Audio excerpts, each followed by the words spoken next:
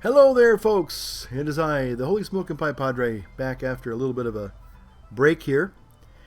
Well, tonight, I have been longing to do this for quite some time.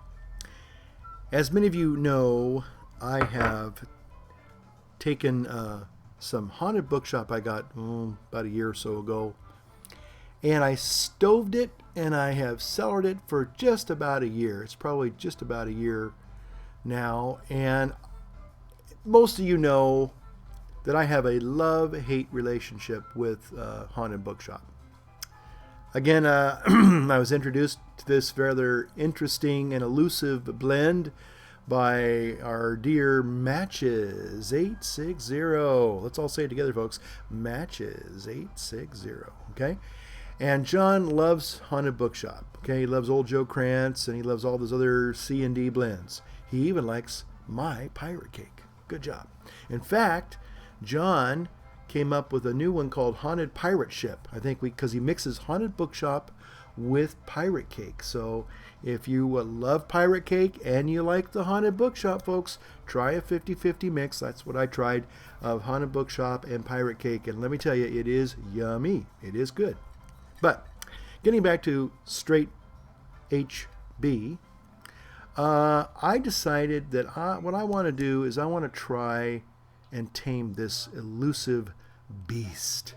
Now, I love the flavor of Haunted Bookshop. I got to tell you, I have not tasted anything like Haunted Bookshop. I think the closest that might kind of somewhat sort of come close to it is, believe it or not, half and half. It has a really good, robust, burly flavor. I like that. Now, my problem with Haunted Bookshop has been in the past, the first part of the bowl is really good. It's flavorful. It doesn't bite. But, this is where we get into the parallel universe here, folks. To me, it smokes harshly. And I've tried it in different pipes. I've smoked it in my calabash. I've smoked it in church wardens. I've smoked it in good briar pipes, like this little dunny here. But the problem is that it gets really harsh. And let's be honest, I don't think that cellaring it is going to lessen the nicotine punch in Haunted Bookshop. And so either you like that punch, nicotine punch, or you don't. And if you don't, then this really is not for you. So you might as well just go watch another video. Go watch a Jay video or Angela's Got a New Bag video, because this is what I'm going to talk about is Haunted Bookshop. And some other things too. Okay. So what I'm going to do is I'm going to open this. It's been about a year. Again, I got a bag about maybe almost a year and a half ago, and I took half the bag and I put it in this mason jar. I put it in the oven, got that little, seal going. So tonight we're going to crack that seal, load up a pipe, and see if we have been able to tame the haunted beast known as Haunted Bookshop. Okay, so here we go. See if we can get that little...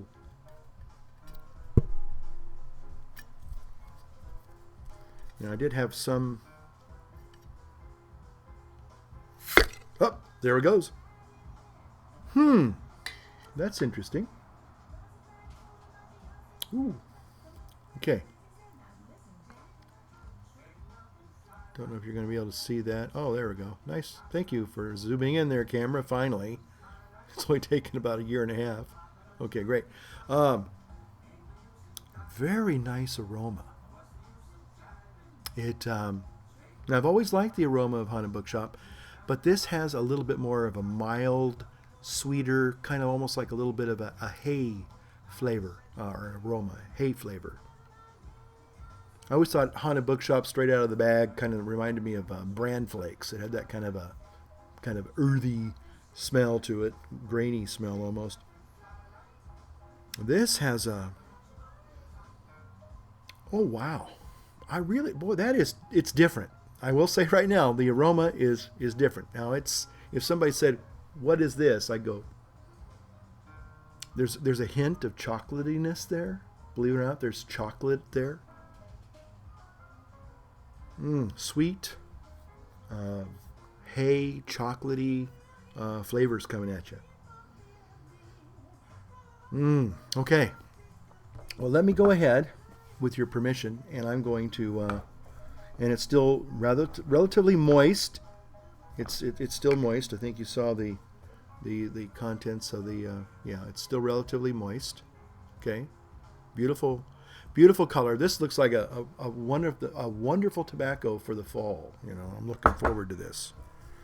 Okay, so I'm gonna put it in my old squash tomato.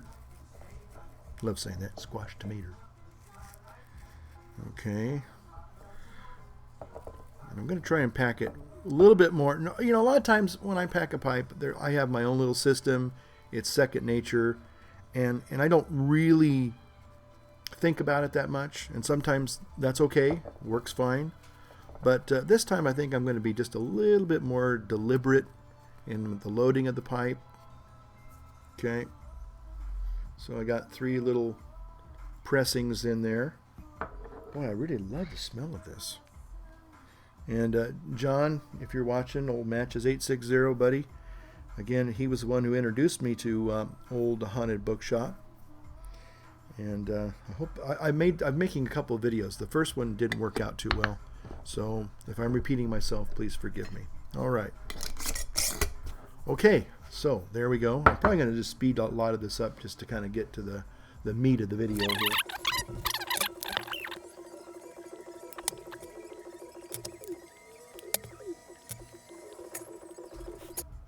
Okay, I'm back. And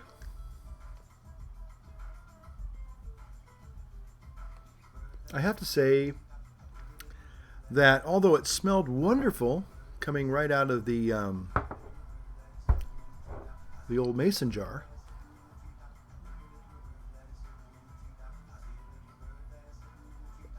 I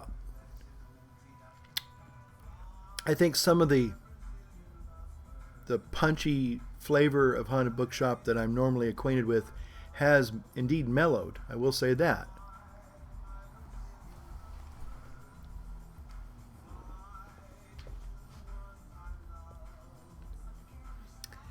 It's not as well. How do you say it? It's not as haunted-y bookshop as it normally is out of the bag, right from Cornell and Deal.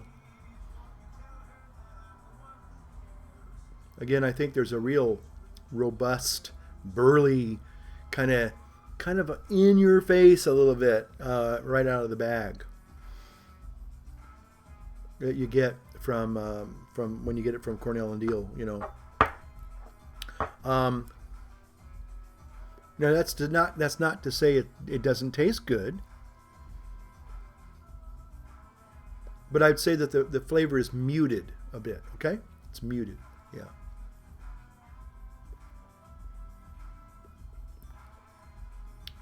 It's mild. Hi, Snowball. I'll put in a little picture of my cat, Snowball. I thought he wanted to ask, "Hey, Grandpa," a question, but he just never kind of got this question formulated. So I just, you know, I'll put a little picture of Snowball probably right over here. There, you can see him right there, Snowball. You know, Snowball. There he is. You know, my cat, Snowball.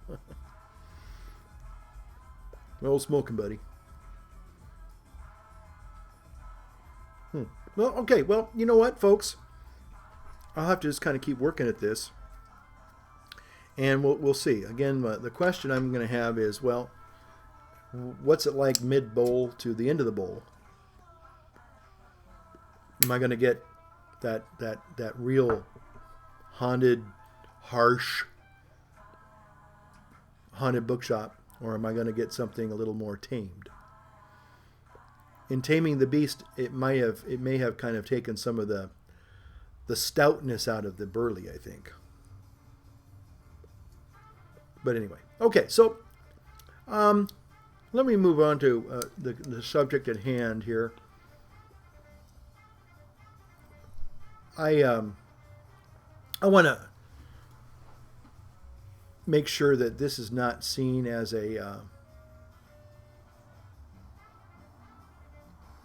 kind of a bitter rebuttal to the gentleman, I think his name is Northern Bohemian. Um, on my last video, um, I made an offhand comment about the monarchy. And it's funny because it was all entitled, I think, the raw tobacco diet, and I really thought if I had gotten anybody that was coming to come after me, it was going to be some raw foodist that was going to take me for task for on one hand being mawkish and making fun of the raw vegans out there, and talking about the raw tobacco diet. As many of you know, I'm investigating different diets as I try to keep working towards losing my weight goals and everything. So I actually kind of thought somebody was going to challenge me and tell me that, hey, this isn't funny, you're talking about health and you're making fun of it in a kind of an offhand way about raw tobacco diet. So I kind of expected maybe one or two quips along that nature, but I wasn't expecting anything about my little comment about monarchy.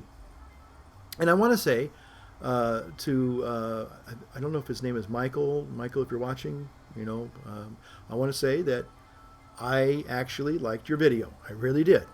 It was very creative. In fact, I wanted to ask, did you create some of those little characters using Photoshop, or there's another one that Ed's ADZ Pipes uses. He doesn't use Corel. I think it's Corel. But I thought it was very, very creative. Obviously, you presented your comments and your thoughts extremely well.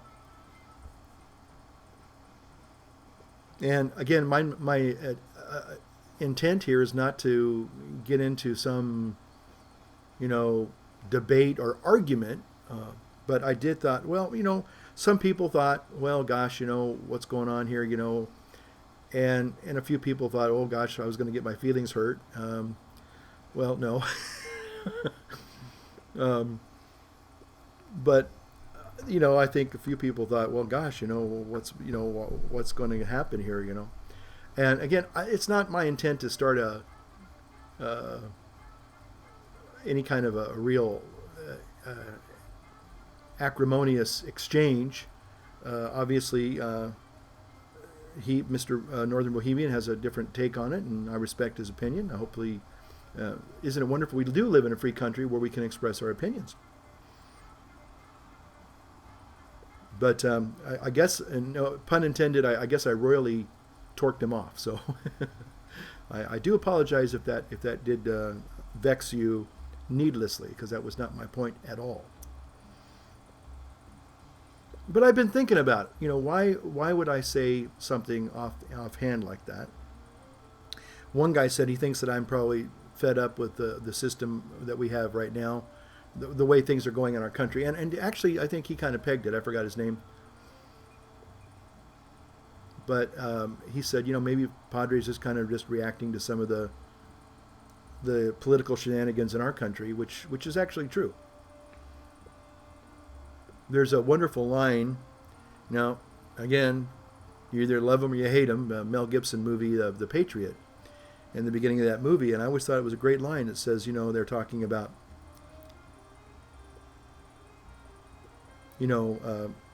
changing, the form of government in the early colonial states, and he says, why do I want to exchange one tyrant 1,000 miles away for 1,000 tyrants 1 mile away? And I always thought that was a great way of looking at it. Because it seems to me that that's what we suffer a lot from today, are a lot of people who, maybe they mean well, but all they do is legislate all of our freedoms away. It seems that's in my humble opinion. That's what it seems like.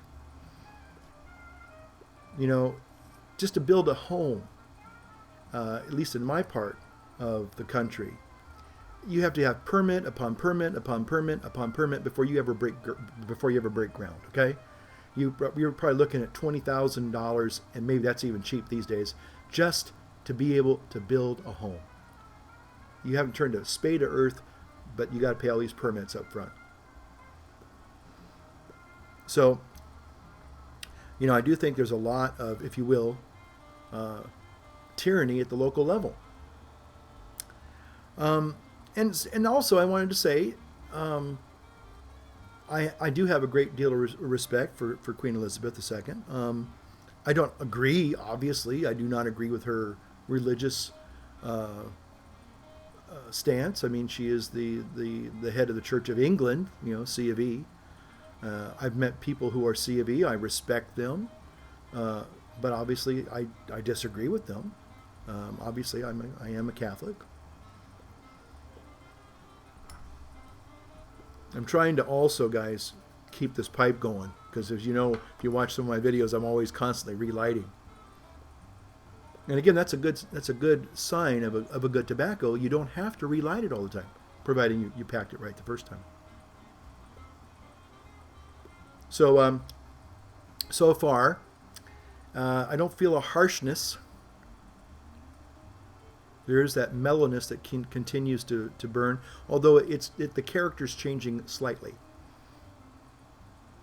It's kind of getting a little darker on the palate. It's not as sweet.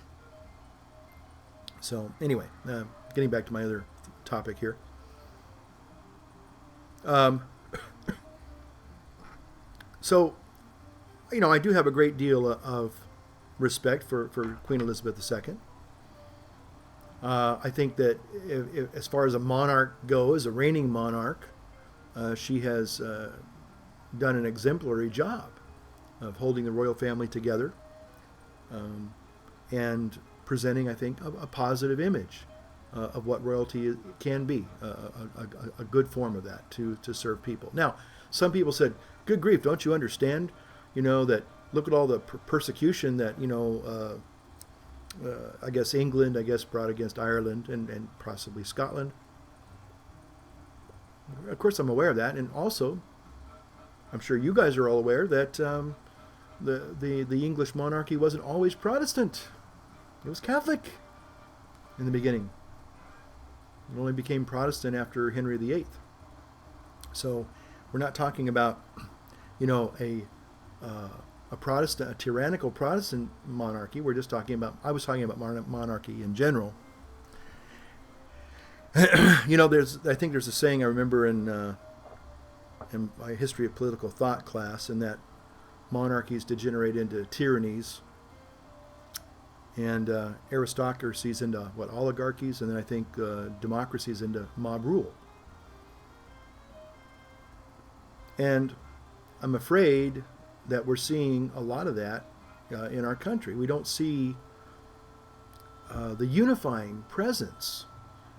We have so many different political stripes in this country. And I kind of wonder, could we be sitting on a big powder keg, and who knows what could set it off?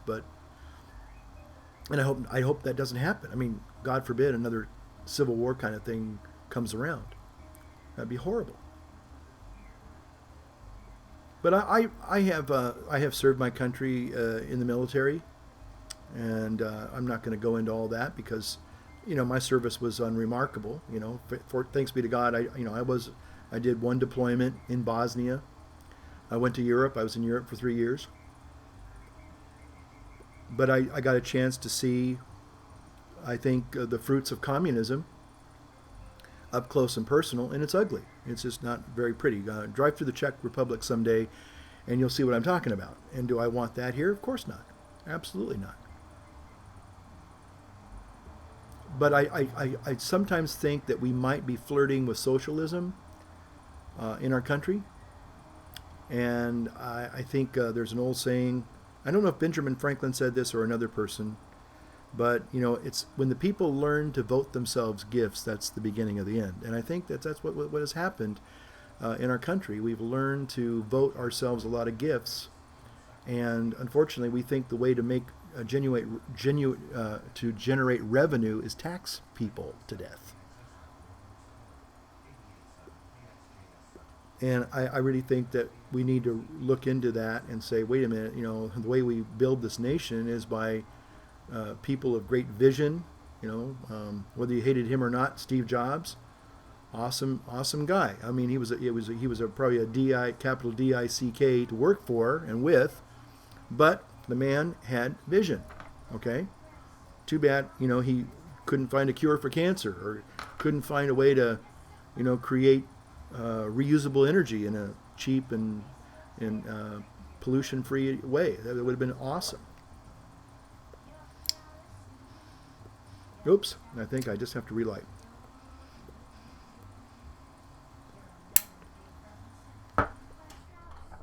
So one of the things that kind of, again, I was sitting there thinking,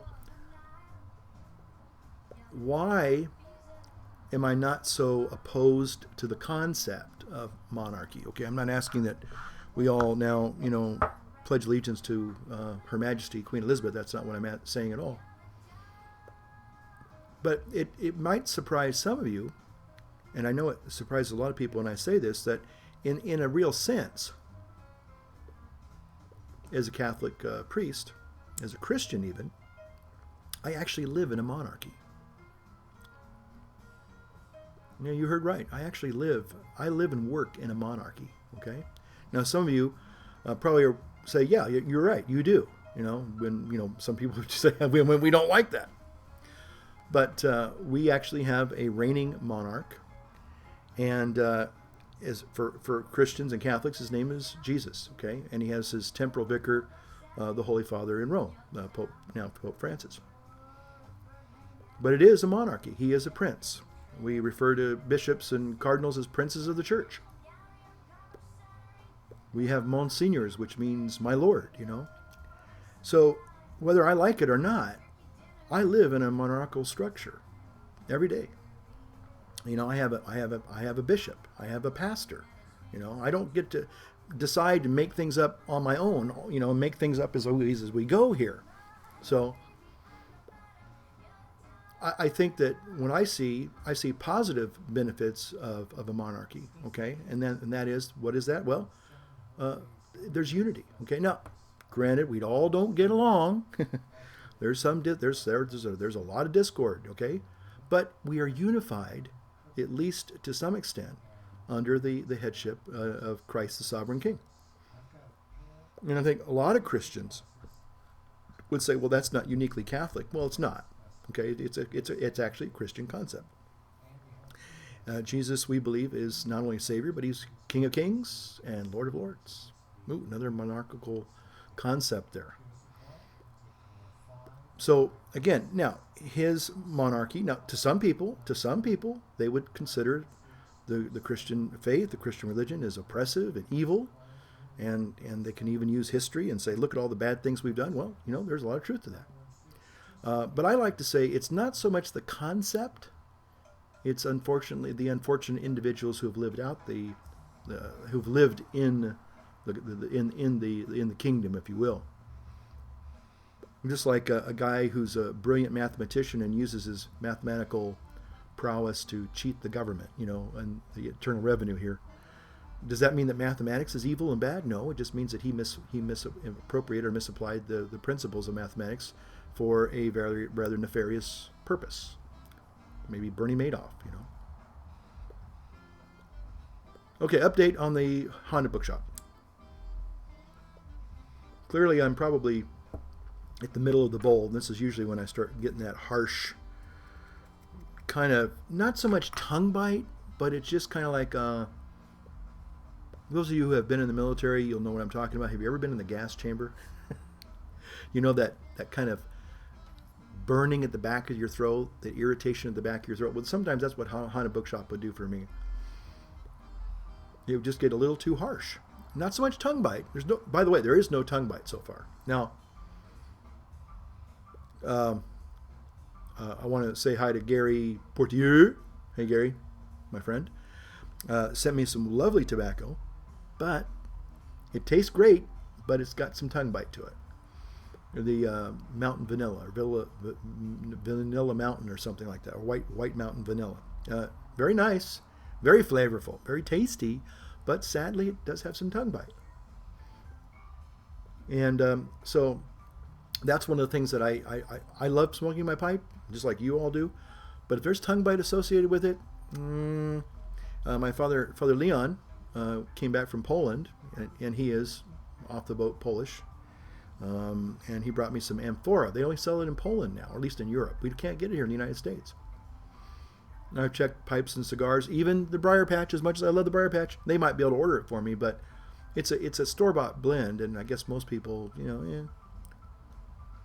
By the way, did you see the Dagners? I talked to the Jason Dagner and Jay on the phone.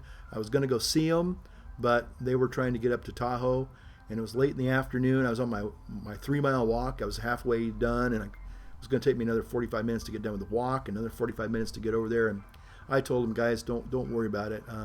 You guys enjoy. I asked them to buy a cigar, and Jason, you are in the doghouse, buddy. I'm going to sick Grandpa on you. I'm going to get making change to make a satirical video, you guys. I mean, I'm telling you, because I asked you guys to pick out a nice cigar each. Now I told Jason, the guy at the store, you could order any cigar in the store as long as it wasn't over 30 cents. And you guys didn't take me up on that. I was being really generous. 30 cents. You realize what kind of a cigar you could have got for 30 cents? And you didn't take me up on it? Dagners. The Dagners. Golly. Gotta love them. Anyway, but it's really great talking to you, Jason, if you're watching. I really wanted to see you guys. I really did. I wanted to have a cup of coffee with you, a cigar with you, a pipe with you, whatever. Just chew the fat with you. It would have been great. And by the way, your Briar Patch video is just awesome. People love it. So anyway, I digress. So, but anyway, getting back to this whole concept of monarchy.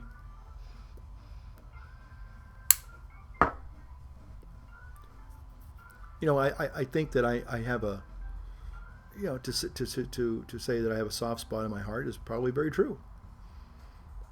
And one of the things that I found out interesting, that in Australia, of all places, I'm probably gonna piss somebody else.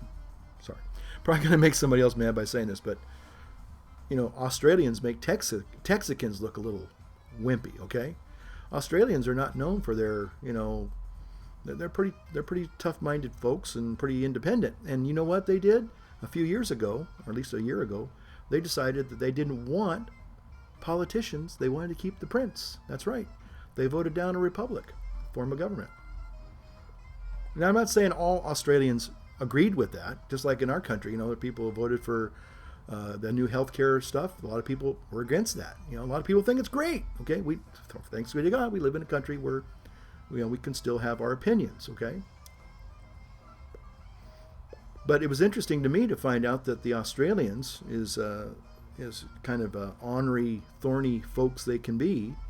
They decided they didn't want politicians. They wanted to keep the way things were. They wanted the monarchy. And the reason they gave was because of the unity factor. The unity factor and the family factor. And I thought those were some valid reasons. I mean, one of the things, and again, I hope I don't truly offend, again, I'm not here to offend anybody, but I might be doing it. I think immigration's a wonderful thing, but I think people that come to our country, they need to want to really be Americans, not just live in America. And that doesn't mean that you have to subscribe and agree and co-sign everything that our government or our president or our culture. We tolerate a lot of things. That's one of our geniuses of compromise and tolerance. And I don't have to agree with everything you say, and you don't have to agree with everything I say, but we can still be friends, right? Okay? Okay, I'm still smoking this thing, and I'm telling you,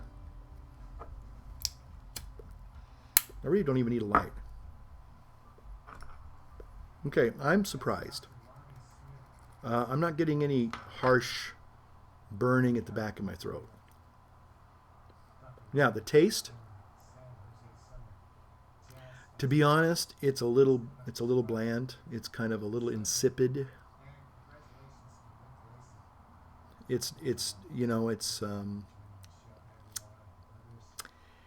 I think what I did was I did tame it, but in taming it, I made it kind of boring. So I wish old Pipe Pops could chime in on this, because I know that he would probably maybe like to say something about Haunted Bookshop and Burley blends, because I think he was a big Burley guy himself. He loved Burleys. But I'm not getting that really big, bold Burley flavor anymore. It's just kind of, it's okay. So on one hand, I was able to probably tame the savage beast of Haunted Bookshop, but I kind of made it kind of wimpy. It's wimpy Haunted Bookshop. It's kind of like Casper the Friendly Ghost Haunted Bookshop. So anyway, so those were my thoughts on Monarchy.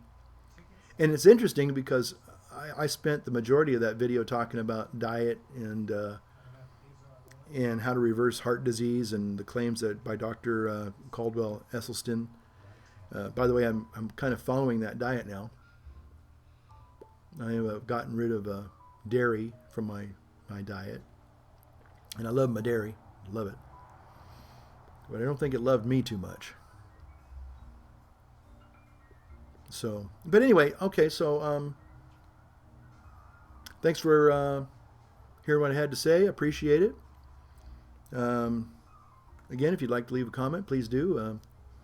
I welcome your comments. Again, I like I said, I thought Northern Bohemian actually had a very well articulated and even creative video. I think he took it down. I was looking through it. I wanted to see it again, but I think he just thought, well, let's don't go there. And again, the reason why I'm only this is not really meant to be a rebuttal. It's only meant to be kind of like a little bit of a reason why I kind of feel that way. Again, I'm not here to try to persuade people about the rightness of my opinion. That's not really the point of it at all. It's just why I probably felt that way and why I said that. So I hope that makes sense. I hope it maybe clarified a few things. So with that, I want to say thanks for watching, and getting back to our common love of the briar and tobaccos. If there's a particular pipe tobacco that you've been trying to, maybe tame's not the right word. I don't know if taming is a good thing really, but if there's a tobacco that you're kind of have got that love-hate relationship going with, maybe try a little bit of cellaring, stoving it, putting it away for a while and seeing what happens, and then give us your review. Maybe you got a tobacco out there that you like on one hand, but there's components about it that you're not too happy about, and maybe you get a chance to maybe try this little technique. I've seen other people, I think Scott Sparky's Pipes, I think I got the idea from him actually, of cellaring and stoving something. I think he had was it Commodore, a tin of old Commodore, and he wanted to see if he could kind of tame that, so I don't know. Okay, well, thanks for watching, and we'll talk to you later. So long for now.